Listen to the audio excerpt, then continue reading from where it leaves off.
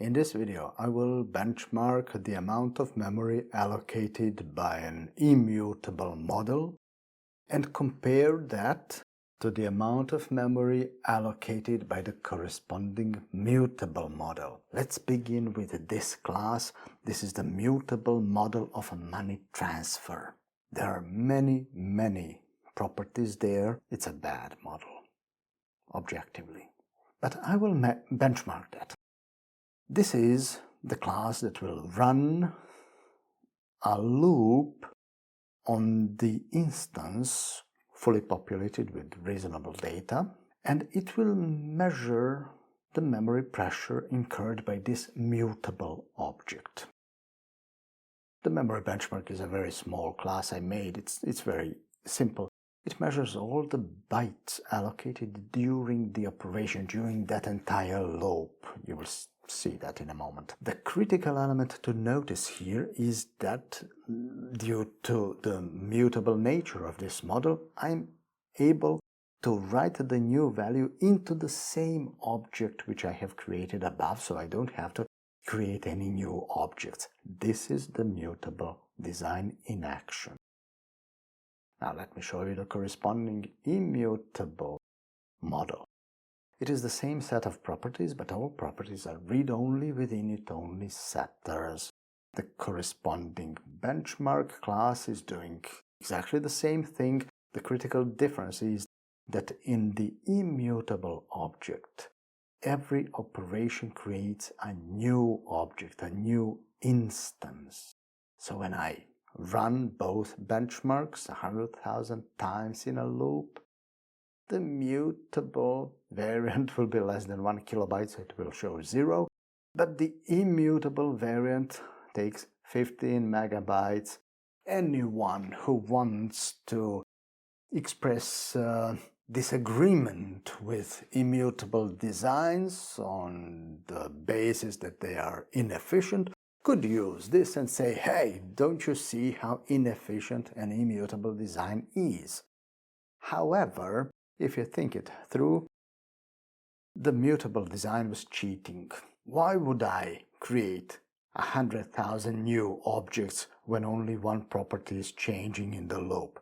Why don't I fetch the value at the beginning, then accumulate changes in the local variable on stack in the loop, and eventually create only one new object with the final value? So when I run both benchmarks now, you will see that both are under 1 kilobyte. That's exactly what happens. A good benchmark is actually to allocate many objects and then modify each of them. And still, in the mutable design, the change would happen on that object in place. So there will be only one object allocated in the loop. The immutable benchmark would sustain the same change, but again, please notice that I am still creating a new instance in every iteration of the loop. So I will create the object and then create a modified version of that object. You will see that the immutable model is literally taking twice as much memory as the mutable one. And that is exactly the critique we hear about immutable designs. Anyone can say, hey, I expect that the immutable design will take twice as much memory because it is creating twice as much objects, twice as many objects. That's fine. But again, that's not how we do the programming. Let me show you the immutable model again. What is this? This model is just immutable.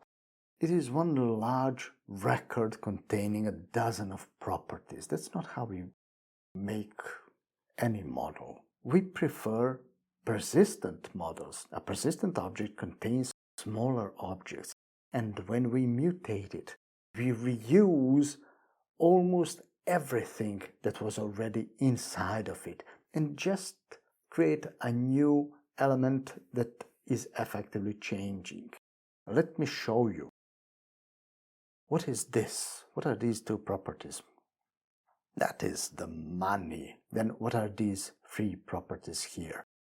Well, that is that money transfer, and the rest is a money transaction that consists of the transfer and additional properties. Now, additional properties, these four are, I will call them extras. These are additional information, metadata about a transaction. What are these free date times?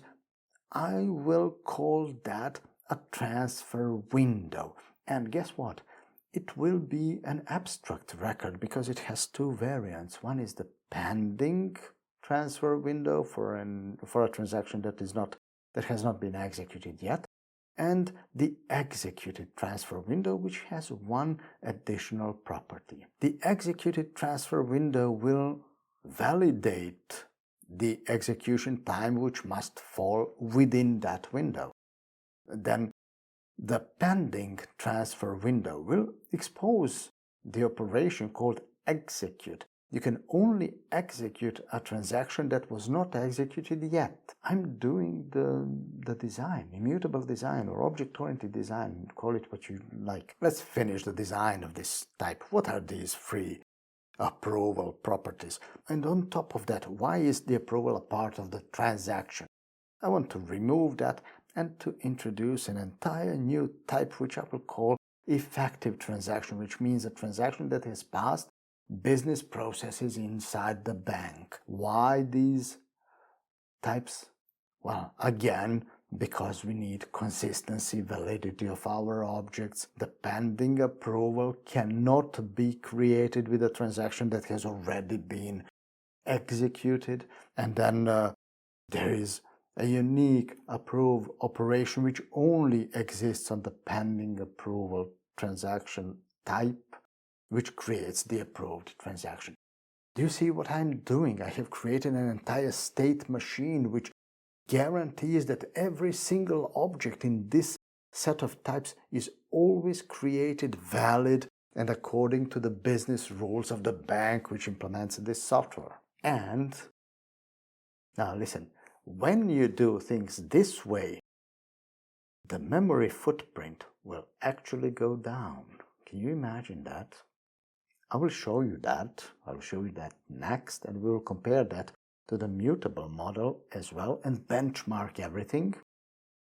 But before that, let me remind you that this channel with all the videos on it is free only thanks to the patrons. If you like what you have learned from this video and from other videos on my channel, then please consider joining the growing community of patrons on my Patreon page.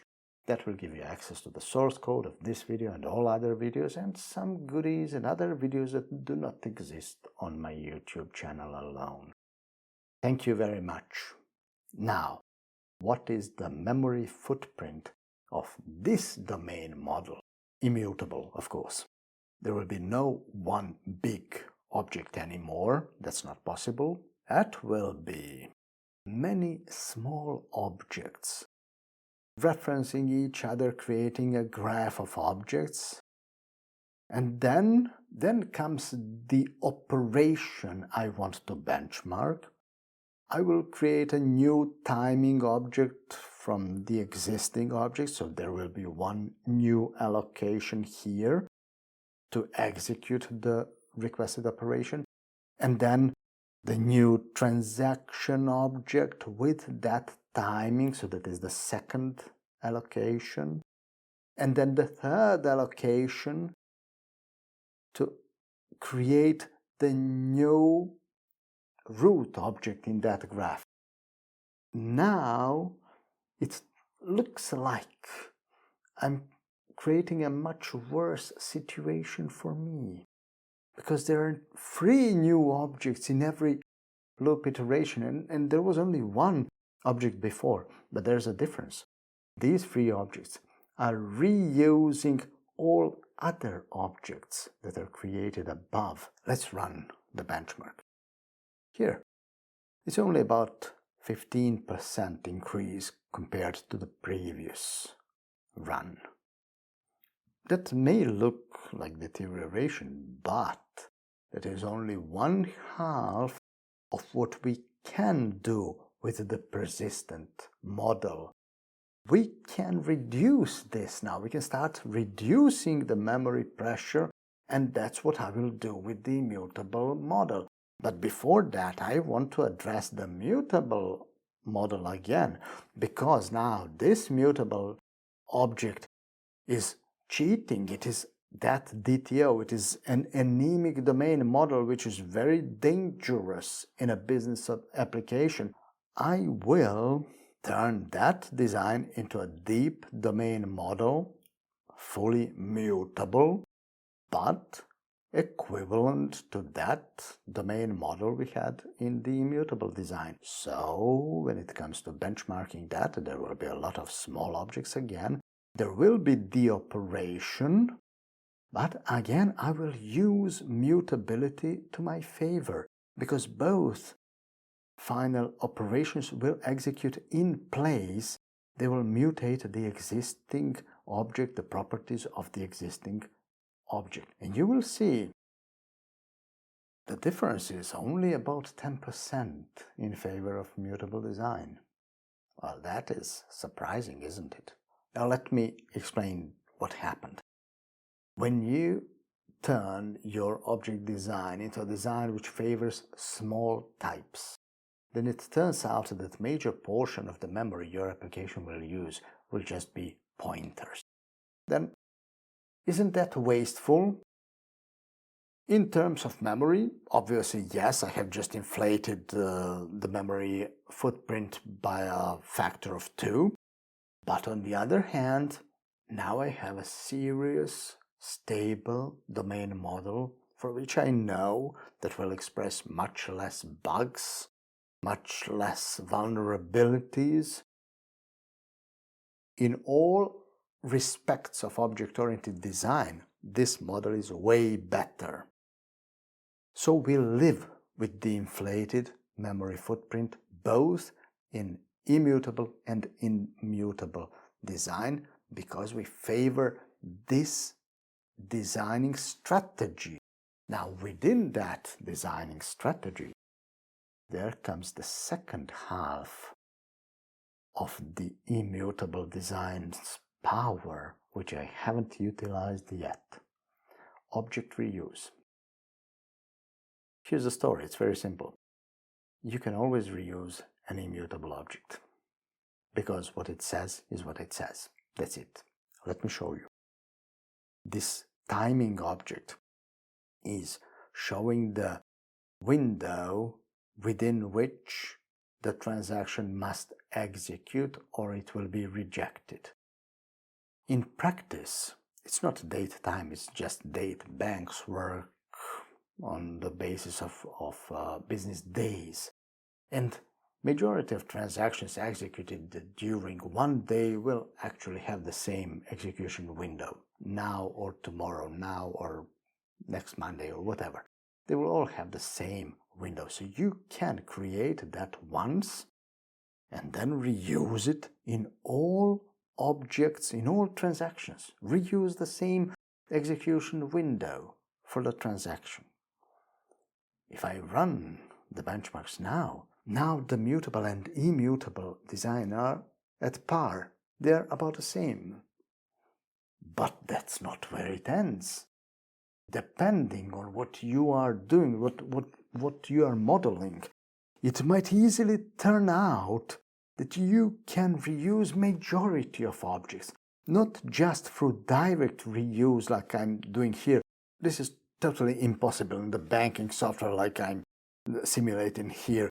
You cannot reuse everything. It's not going to happen. But in some other domains, you might have a small set of objects that keep repeating in all graphs.